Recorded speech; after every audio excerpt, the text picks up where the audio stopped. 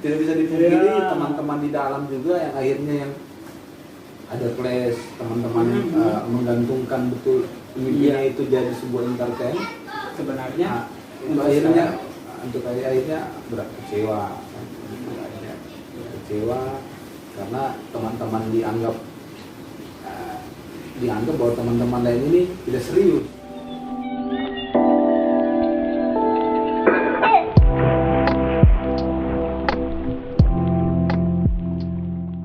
Oke, assalamualaikum warahmatullahi wabarakatuh. What's up, man? Hitam di kaos karena hitam, saya hitam. Harus hitam karena orang yang hadir di Potesa kali ini dark. Kamu tahu dark, gelap. Kemarin habis terang. Biasa kan ada pepatah habis gelap terbitlah terang. Kalau kemarin habis terang terbitlah gelap. Yeah. Nah, sudah kamu tahu semua pasti. Siapa yang tidak tahu? Dari segala penjuru, Palu, Sigi, Donggala, pindah domisili kalau kamu tidak tahu siapa beliau ini. Please welcome Madi Fundamental atau bilang coba di Esos. Mana yang asik? Beliau ini adalah salah satu. Yang pertama, sebelum kita masuk lebih dalam, kita ulik-ulik ini. Kayaknya Paparaya ini. Nggak enak perasaan gue. Jadi beliau ini salah satu senior saya dari FISIP. Ya, itu jadi patron untuk bagaimana caranya kita, cara menjadi orang sosial, betul-betul itu pokoknya dipakai betul ilmu sosial itu, jangan cuma dipakai esos itu gimana ya. Terus beliau ini yang adalah salah satu yang memberikan saya ilmu bagaimana caranya kita atau bagaimana cara berkesenian itu harus militan. Nah, itu menurut saya tahu kalau teman-teman itu yang saya dapat dari beliau. Oke, sudah tersambung kan, saya tahu pertanyaan itu beliau. Apa kabar ini?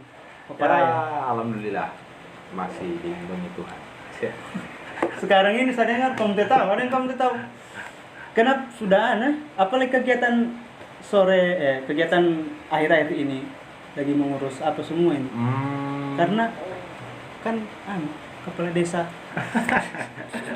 Kalau pertanyaan sore berarti yang saya lakukan ada dua. Kebetulan sore itu secara kerja itu jam kantor pulang jam 3:30, tapi ada waktu sedikit untuk ngurus bonsai dan olahraga, menjaga imun karena sekarang masa pandemi. Iya. Olahraga itu penting. Penting. Sebenarnya walaupun tidak ada bukan di masa pandemi, olahraga itu memang tetap penting. Mau pantas lagi sekarang. Oh, fit. Itu satu-satunya para ini. Kalau lebih mau pasang itu Trezeguetnya Kota Pool. Trezeguetnya Kota Pool dan bonsai. Kenapa sampai memilih usaha bonsai? Sebenarnya bukan usaha sih. Kalau mau dibilang usaha bukan. Itu mungkin hobi yang kemudian kalau memang juga menghasilkan ya itu alhamdulillah, itu sebenarnya hobi. Juga kemudian bisa merefresh kepala ketika stres apa semuanya di situ, stres bisa terobati gitu. Gitu. Dan itu sekitar 20 tahun lalu saya masih kecil, 23 tahun yang lalu memang sudah berkecimpung di dunia bonsai, masih dengan orang tua. Memang sudah dulu berarti. Iya. Jadi jatuh cintanya dari dulu. Oh, berarti memang tahu seluk-beluknya pemeliharaan bonsai dari 23 tahun yang lalu. Dari 23 tahun. Dan itu diperjualbelikan. Kalau mau diperjualbelikan secara usaha memang tidak juga sih. Tidak juga, sekedar hobi dirawat, kemudian kalau memang ada yang berminat dan tawarannya cocok ya it's okay. Oh gitu. Maksudnya berarti ini jadi peliharaan, jadi hobi siapa yang mau, tapi kalau cocok Iya, kalau ada yang tawar, kemudian cocok dengan harga ya. Itu di mana sekarang itu bonsai itu sekarang? Di rumah. Di rumah sekarang. Kediaman saya. Iya. Kalau kamu mau silakan. Bapak hobi bagus juga. Nah begitu. Sekarang ada yang beberapa teman-teman yang bertanya, dan saya yang pribadi yang japri lewat WA, kan saya buang kira-kira bagaimana kalau seandainya Kamadi misal gabung di podcast sebelum podcast ini, kalau kamu mau apa pertanyaannya? Nah ini ada pertanyaan. Oke. Kan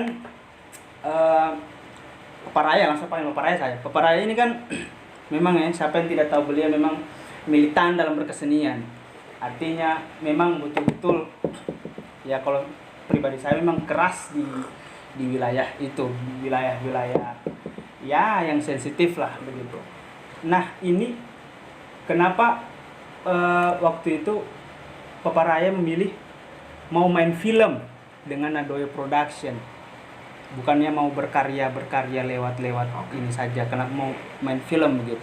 Apakah tidak itu akan menjatuhkan reputasinya Peparaya sebagai orang yang memang kan di Nadoyo kan memang komedian kan, memang semi komedi, terus memang di real life yang kenyataan beliau ini sangat disegani. Nah itu yang paling viral itu. Nah iya, harus ditahu. Oke, ini no edit ya, tidak diedit. No. Oke, siap. Ini mungkin jawaban ini juga sekaligus mengklarifikasi dan ada yang orang yang menonton itu, karena memang pertanyaan itu banyak sekali. Yang itu kemudian menjadi pandangan orang ketika melihat image di dalam film itu Kak Hatta yang orang kenal.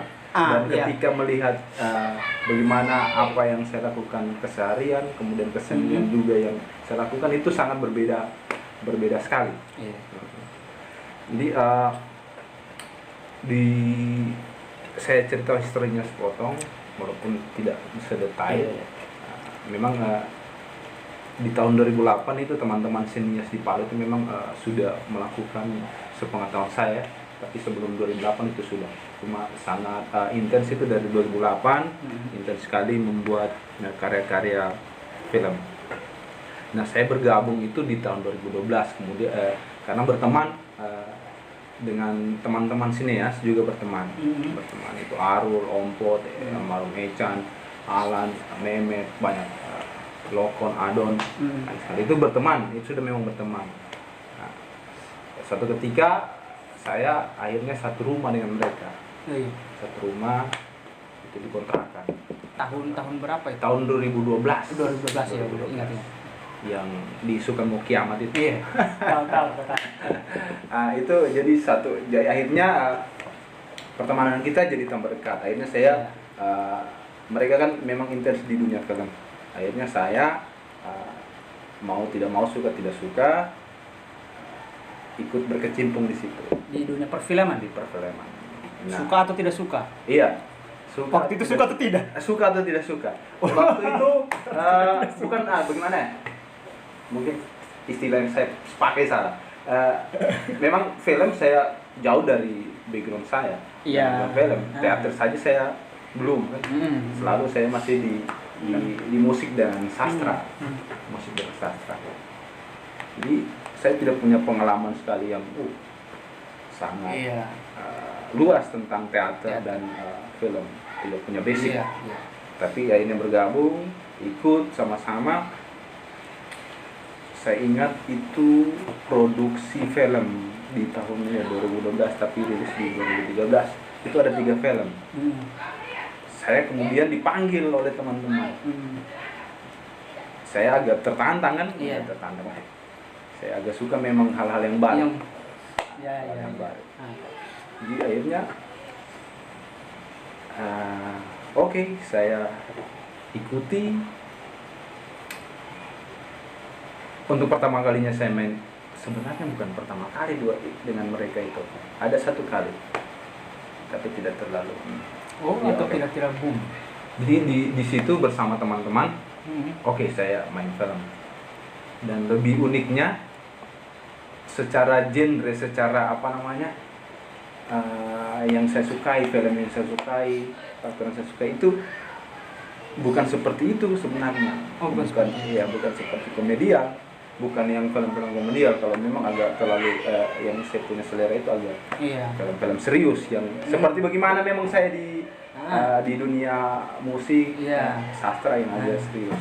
Tapi kali itu hal yang baru sekali. Pertama itu film hal yang baru buat saya. Kemudian genre itu sangat jauh dari memang dari karakter saya. Jadi ada dua tantangan itu. Dua tantangan.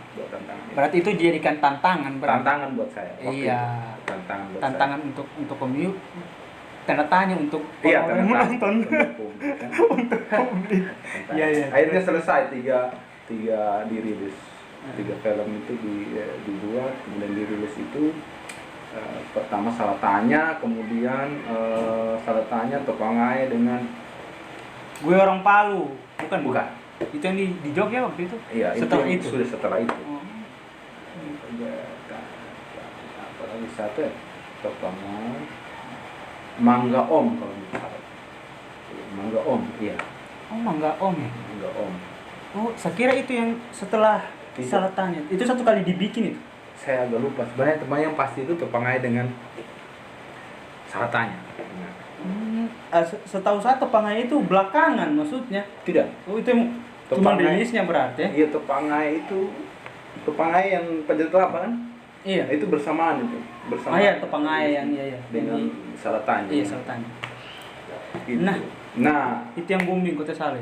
Itu yang paling sebenarnya ya buat saya pribadi, buat teman-teman itu yang booming sekali. Salah Tanya itu.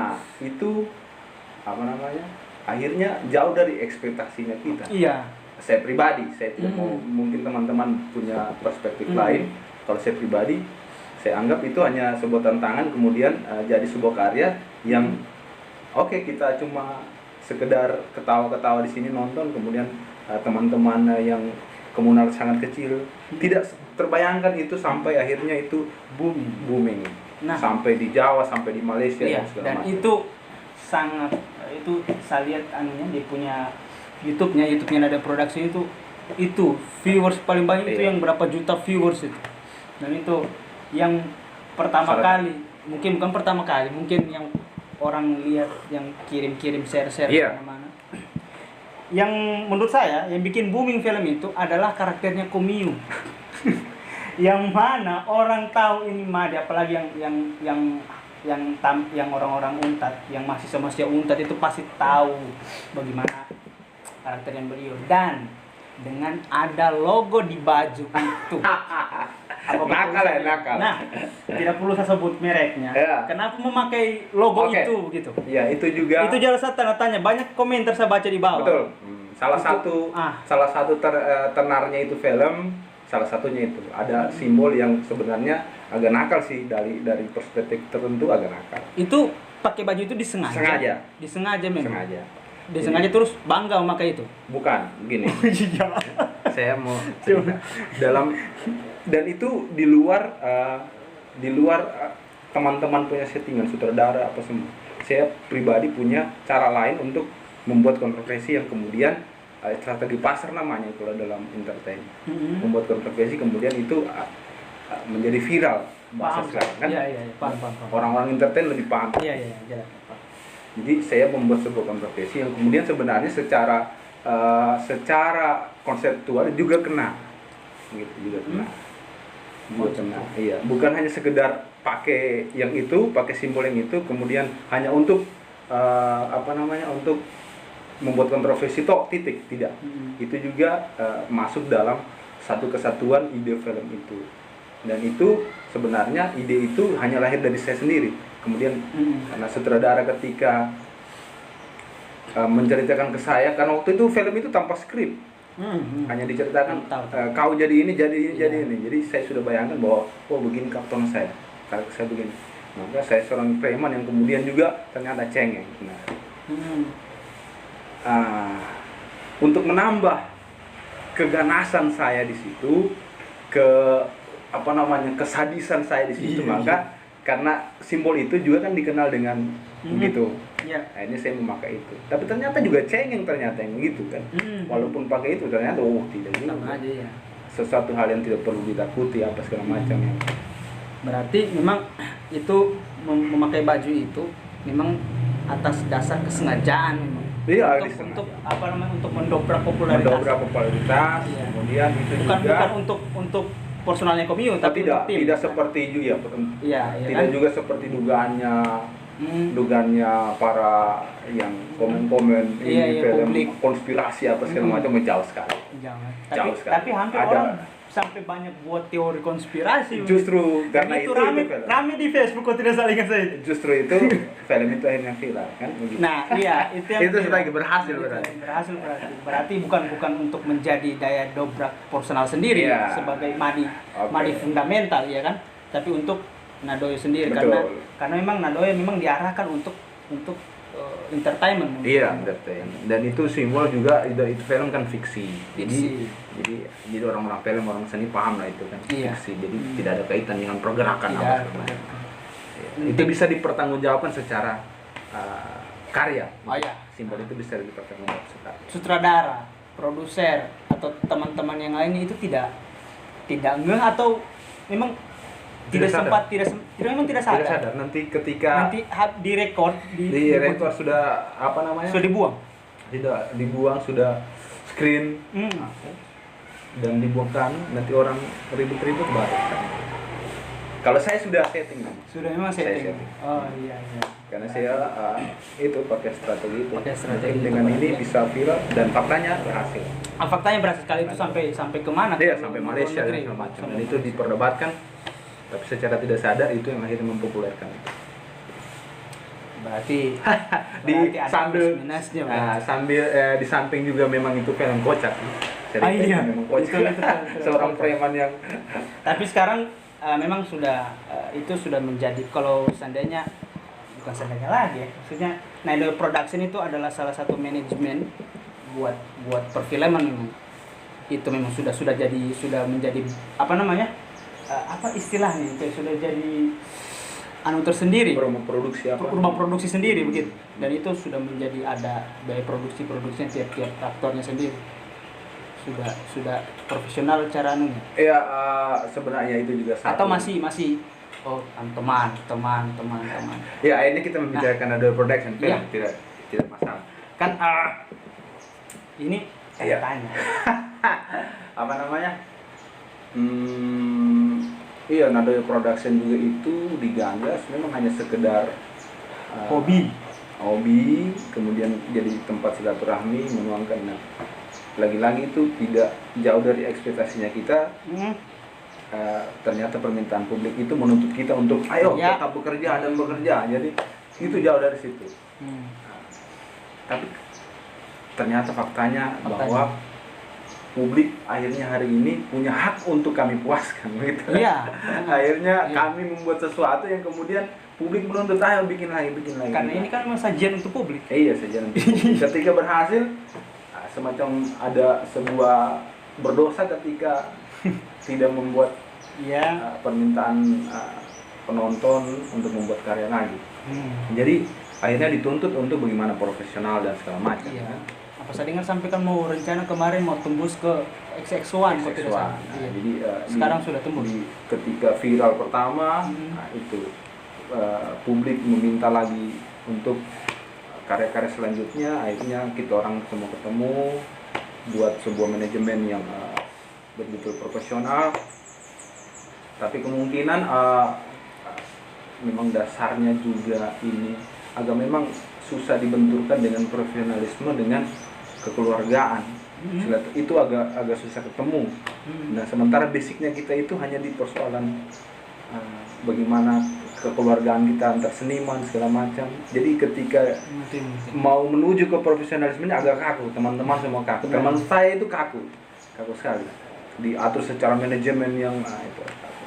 Padahal itu penting, tapi teman-teman masih mau proses ke situ dan sampai sekarang belum berhasil. Padahal begini, kalau saya lihat, ini jadi profesional itu belum. Jadi pada akhirnya jadi PR di teman-teman. Pada akhirnya kita agak lama dibicara soal Nadoyo Production, sebenarnya tidak apa-apa, tapi nanti ada yang ditulis. Pertanyaan rahasia lah, kamu tahu. Kasih habis memang.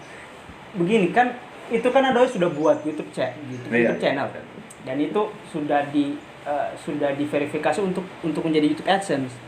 Iya, sudah kan atau belum? Sudah. Nah, kenapa tidak? Dan itu sudah otomatis karena saya lihat di channelnya Nadoy Production itu kan sudah iklan. Artinya sudah di AdSense.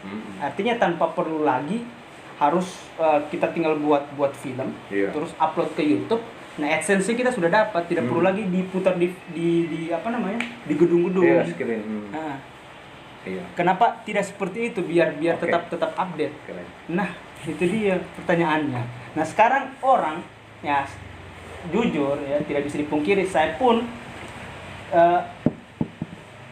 ke arah YouTube begitu. Iya, kan? untuk itu kan. Paham. Nah, pasti dan ada juga alasan lain. Iya. Seperti itu. Nah, ini sekarang hype-nya lagi, ini banyak memang buat konten-konten di YouTube seperti itu. Ya, kenapa tidak dari situ saja? Oke, jadi apa namanya? Itu banyak sekali orang yang akhirnya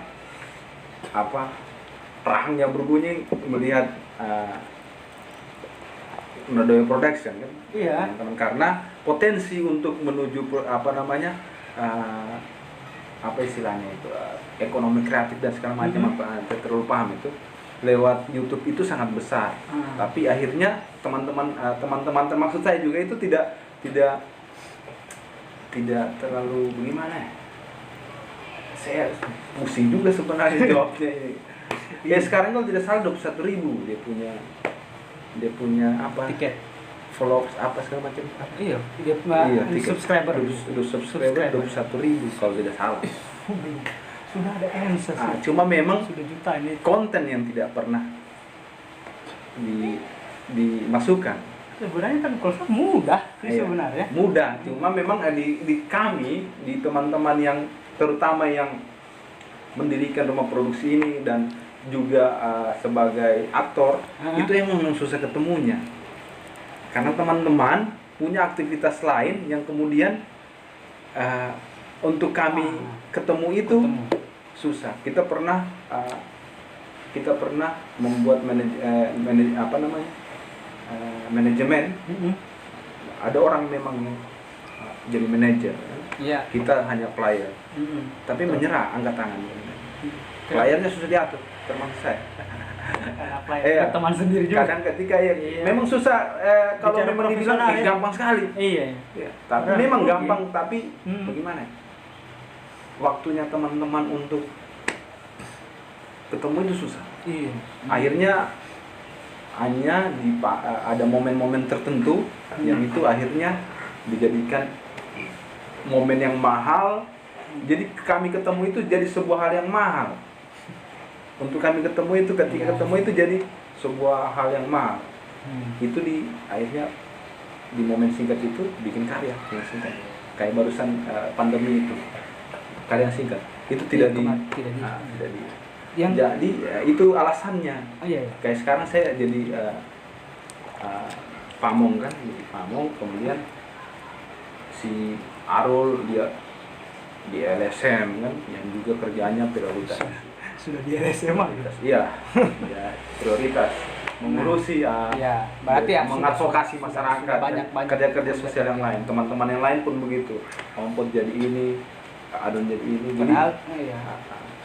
Kalau saya melihat memang kalau memang serius, artinya Nadoy sudah mempunyai audiens Kota Palu, Sulawesi Tengah. Siapa yang tidak tahu? Artinya berapa ribu jiwa lah di sini. Betul. Dan itu feedbacknya sangat luar biasa ketika kita dapat AdSense dari situ. Nah, ini pertanyaan terakhir ini. Nah, pertanyaan terakhir ini di sekitar Nadoy Production saja gue. Sampai sekarang apakah perlu untuk Paparaya ini main film lagi? Perlu dalam tanda kutip bagaimana ya? Kalau mau dibilang perlu sih perlu. Iya. Kalau mau dibilang perlu. Kalau dengan kesibukan sekarang ini, seperti itu. Iya, memang kalau dari kesibukan memang sangat susah membagi waktu sebenarnya. Tapi kalau persoalan masih bisa. Tapi waktu yang memang agak sulit untuk dibangun karena Waktu. ya, dengan kerja yang agak 24 jam sih, kerja saya itu 24 jam. 24 jam. Jadi waktu memang susah. Kalau mau bilang main film, ya perlu sih. Perlu. Kemarin Iya. teman-teman SMA apa itu ajak main film. Dan saya main film. Yang barusan ini? Yang barusan ini. Yang barusan ini saya Baru lihat satu itu. minggu. Itu siapa yang produksi ini? Itu teman-teman Yang SMA itu. Teman SMA. SMA atau SMA satu. SMA Al-Azhar. Saya lupa SMA apa itu. Playernya, aktornya siapa semua? Saya kemudian ada Al-Azhar Pal. Ade Rotan, Al-Azhar Pal. aktor terhebat. Ya. Dengan Imam Rotan ada di Setiawan. sini.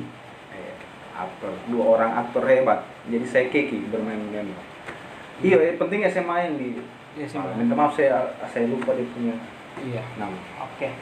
Nah, sudah di seputaran itu. Oh iya. Ini terakhir ini Iya. itu kan dari production. Yang agak nakal.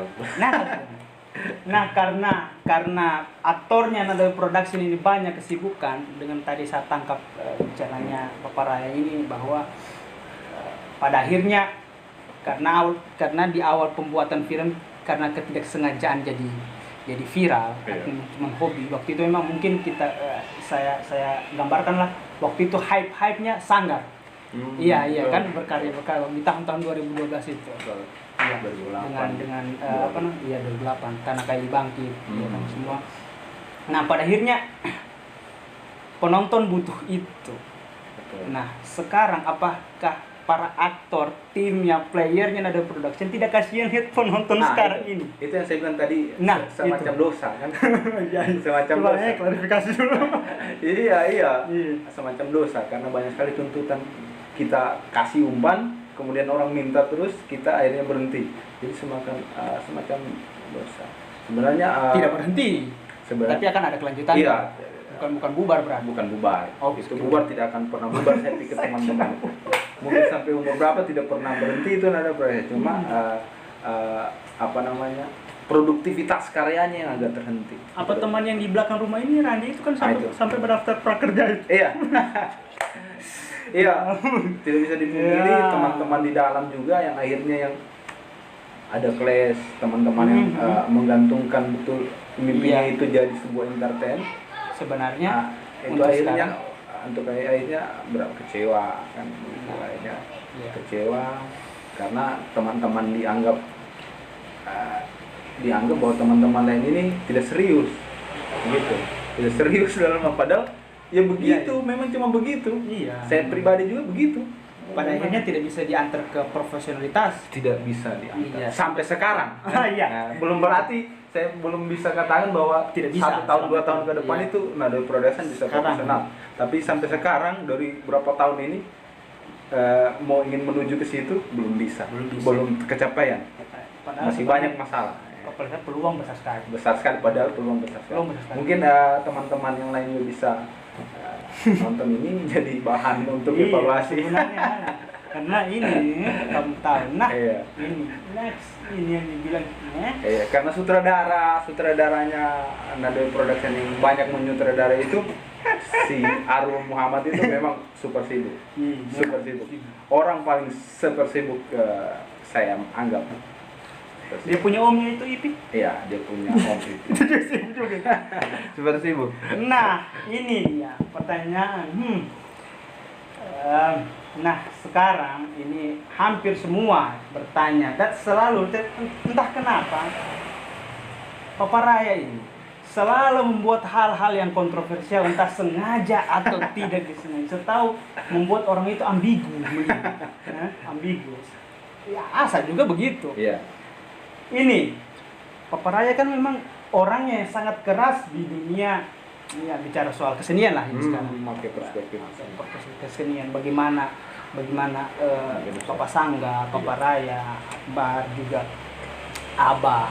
Ya kan kalau bilang Papa Sangga itu sesepuh-sesepuhnya. Polele ya.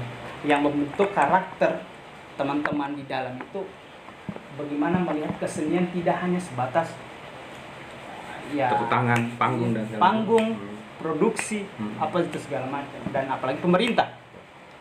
Betul tidak? Ya, betul. Nah, itu paparaya sangat anti, dan saya kenal paparaya ini dari FISIP sebelumnya. Itu memang orang-orang yang keras di urusan di wilayah itu.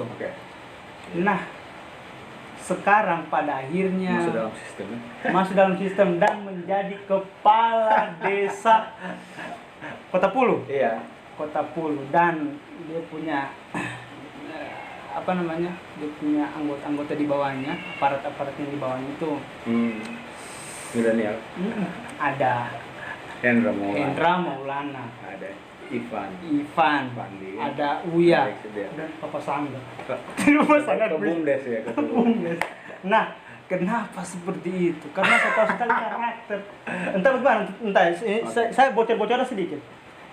Dari percintaannya beliau saja itu sangat militan, artinya keras di dunia ini. Dan beliau pernah curhat dan satu tidak usah. Artinya dari semua aspek itu paparaya memang sangat keras. Artinya betul-betul komitmen di urusan itu. Nah, sekarang why? Kenapa? Masuk dalam. Iya, ini juga yang perlu juga diklarifikasi, karena pertanyaan ini bukan pertanyaan baru untuk saya. Iya. Ada berapa kali teman-teman komunitas, yang paling terakhir itu teman-teman hukum, kemudian memanggil saya sebagai narasumber dan menanyakan itu, mengupas. Karena saya dianggap orang yang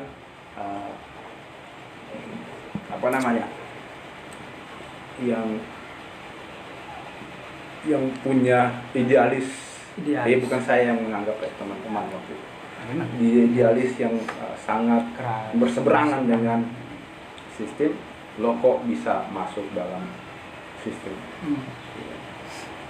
Jadi simpel saja sebenarnya. Ada istilah yang bilang kalau mau merubah sistem masuk dalam sistem. Tapi saya tidak memakai istilah itu karena saya juga tidak terlalu aneh dengan istilah itu. Yang paling pertama juga jarang orang tahu bahwa saya ini sarjana pemerintahan. Itu satu.